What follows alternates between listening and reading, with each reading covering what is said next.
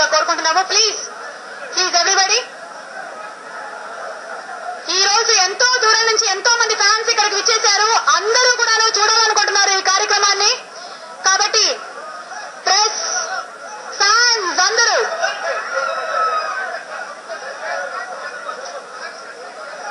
వెంకట్ ప్రత్యేకించి రాసినటువంటి కవిత ఒకటి చదువుతాను.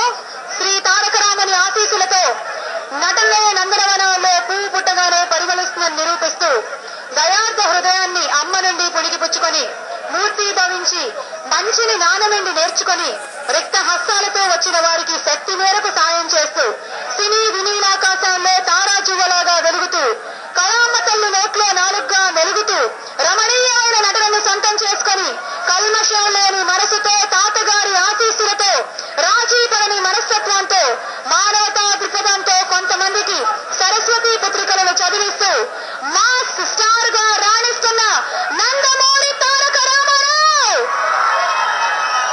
యంగ్ టైగర్ నందమూరి తారక రామారావు గారికి పుట్టినరోజు శుభాకాంక్షలతో వెంకట్ రాసినటువంటి కవితం విన్నారు మీరు.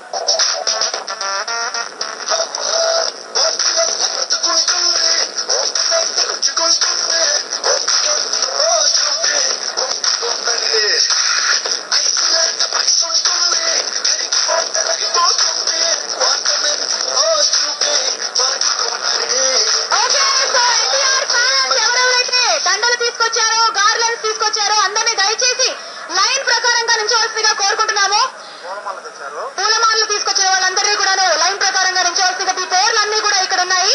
నేను పేర్లు చదువుతాను, ఆ ప్రకారంగా దయచేసి మీరు క్రమశిక్షణలో లైన్ లో నిలబడండి ప్లీజ్.